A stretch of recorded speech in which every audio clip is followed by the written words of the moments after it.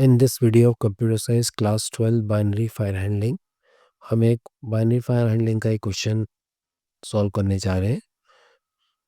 Question ये है कि हमें एक फंक्शन बनाना है जिसका नाम कॉस्टली है और उस फंक्शन का काम है search and display name and price. हमें नेम एंड प्राइस डिस्प्ले करके दिखाना है from a binary file stock dot D A T. तो ये stock dot D A T file है जिसके अंदर इतने सारे रिकॉर्ड स्टोर्ड है, जिसमें ये वाला जो पोर्शन है ये आपका किसका है, नेम का, और ये उसका प्राइस है।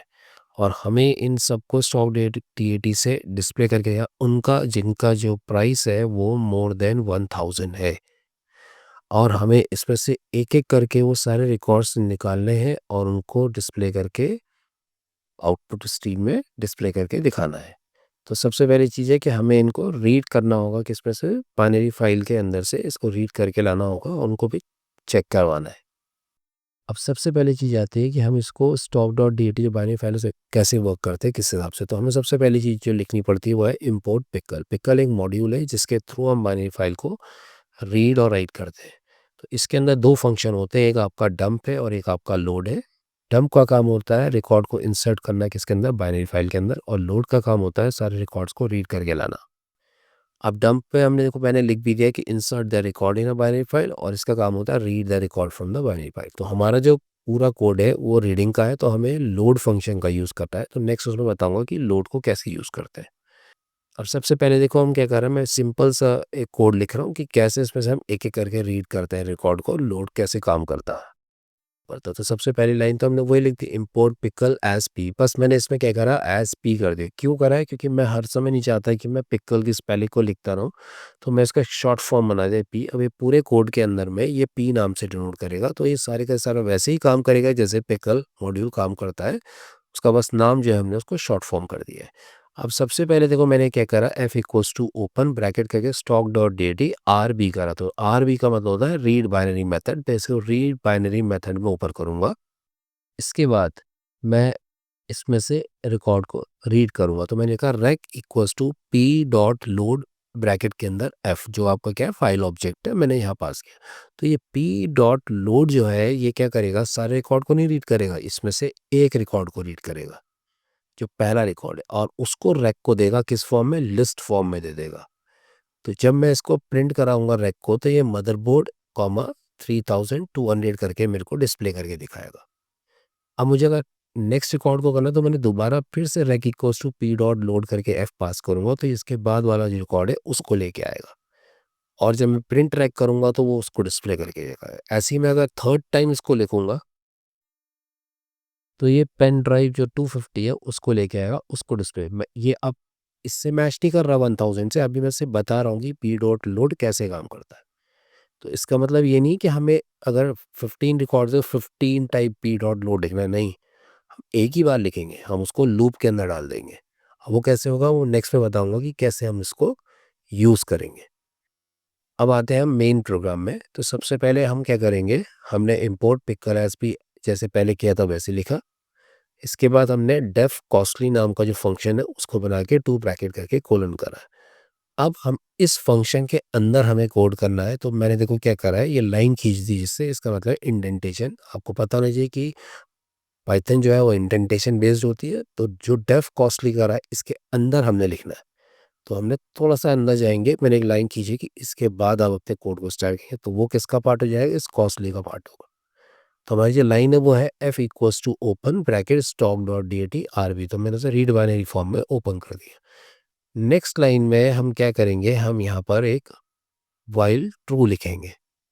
वाइल ट्रू इसलिए लिखेंगे क्योंकि हमें इतने सारे रिकॉर्ड्स को रीड करना है, तो हम उसके अंदर वाइल ट्रू की लाइन लिखेंगे कि ये तब तक चलता रहे जब तक ये सारे रिकॉर्ड रीड ना हो जाए। और उसके अंदर भी इंडेंटेशन इसलिए होगी कि अब जो भी कोड होगा वो वाइल के अंदर हिस्से में आएगा, तो वो वाइल का पार्ट होगा।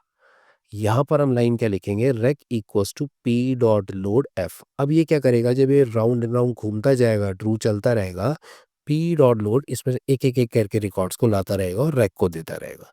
अब हमें पता है रैक के पास जो रिकॉर्ड आ रहे हैं वो किस फॉर्म में आएंगे, लिस्ट में। तो नेम जो है वो इंडेक्स वैल्यू 0 में है, प्राइस जो है इंडेक्स वैल्यू 1 में है। तो हमें किसको चेक करना है, प्राइस को चेक करना है। तो ये जब ये रन करेगा तो ये पहला रिकॉर्ड लेके आएगा। तो 0 इंडेक्स में तो मदरबोर्ड है, और 1 इंडेक्स में क्या है, उसका प्राइस है, और हमें चेक क्या करना है प्राइस, और क्या होना चाहिए, मोर देन 1000। तो हम नेक्स्ट लाइन जो है वो लिखेंगे, if bracket rack of 1 is greater than 1000 bracket close colon. ये लाइन लिखी, अगर 3200 इज ग्रेटर देन 1000, 3200 कहाँ से आ रहा है, यहाँ से आ रहा है। अगर ये ट्रू है तो इसके अंदर आप प्रिंट रैक कर दोगे तो आपको मदरबोर्ड और उसकी 3200 डिस्प्ले होकर के आ गया। ऐसे ही ये लूप फिर घूमेगा। अब वो नेक्स्ट रिकॉर्ड आएगा, कीबोर्ड और 1500, वो 1500 आपका यहाँ पर पास होगा, वो फिर चेक होगा, वो ट्रू निकलेगा, रैक उसको कीबोर्ड और 1500 को डिस्प्ले करके दिखाएगा। अब देखो थर्ड जो रिकॉर्ड है, अब वो उसको भी रीड करेगा। जो रैक है इसके पास अभी थर्ड रिकॉर्ड आएगा, उसमें क्या मिलेगा, उसे पेन ड्राइव मिलेगा, पेन ड्राइव और 250। अब वो जो 250 है उसके हिसाब से क्या है, रैक ऑफ 1 के हिसाब से 250 इज ग्रेटर देन 1000 नहीं है, तो फॉल्स हो जाएगा, तो ये रिकॉर्ड आपका डिस्प्ले नहीं होगा।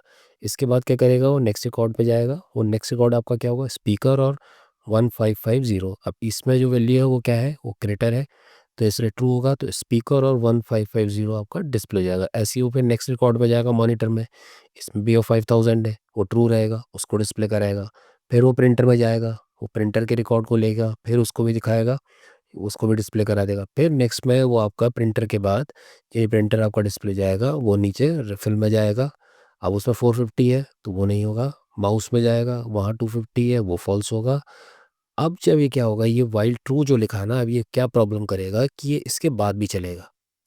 अब ये बाद भी चलेगा कि तो उसको वहाँ क्या मिलेगा, ब्लैंक मिलेगा, मतलब आपकी फाइल क्या हो गई, खत्म हो गई।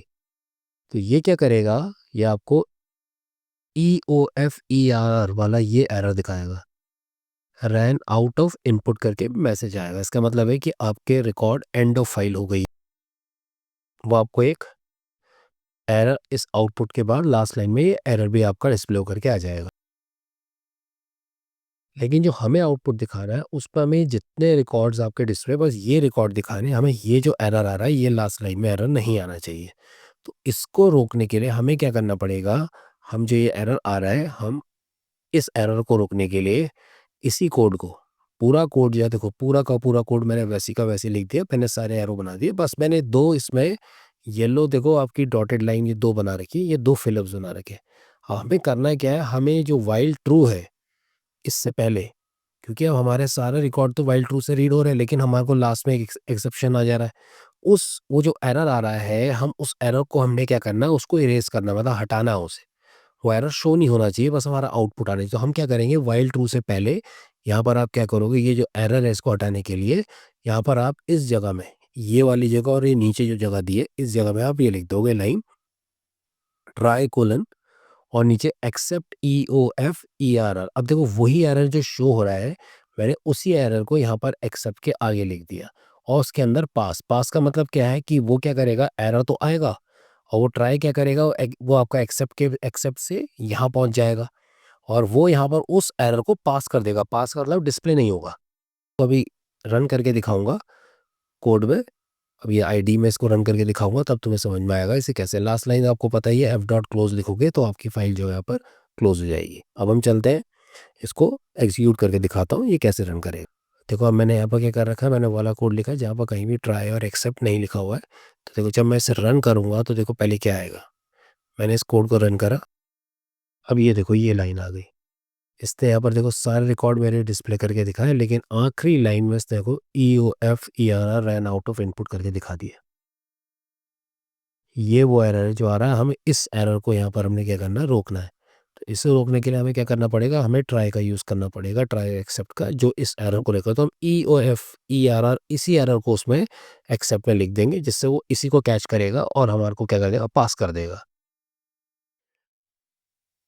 अब देखो मैंने फिर से वही कोड मैंने लिखा, अब मैंने यहाँ पर देखो यहाँ पर ट्राई भी लिख दिया, और मैंने यहाँ पर एक्सेप्ट EOFERR वही एरर जो है मैंने इसको यहाँ पर लिख दिया कि जो ये वाइल ट्रू जब एंड ऑफ फाइल में छोड़ेगा जो एरर, वो एक्सेप्ट क्या करेगा, उसको यहाँ पर कैच करेगा और वो पास कर देगा, मतलब उसको शो नहीं करेगा। ये देखो अब जब मैंने इसको एग्जीक्यूट करा तो वो जो एरर आ रहा था वो लाइन वो आपकी अब नहीं डिस्प्ले होगी, उससे एरर तो उसमें से वो थ्रो करेगा, लेकिन एक्सेप्ट उसको पास कर देगा, क्योंकि हमने उसके अंदर यहाँ पर कर रखा कि जब भी ये एरर मिलेगा तो वो उसको पास कर दे, तो वो आपके स्क्रीन में नहीं आएगा, वैसे वो एरर होगा वहाँ पर लेकिन दिखाएगा नहीं। तो हमने उसको क्या करा, पास कर दिया उस एरर को, तो हमारा आउटपुट बिल्कुल करेक्ट आ गया। तो बोर्ड में जब कोड आएगा तो आप इस वाले कोड को लिखोगे और यहाँ पर ट्राई और एक्सेप्ट को भी उसमें लिखना होगा। अगर आपको ये एरर याद नहीं रहता तो तुम सीधे एक्सेप्ट लिख के यहाँ पर कोलन लगा देना और पास लिख देना, वो भी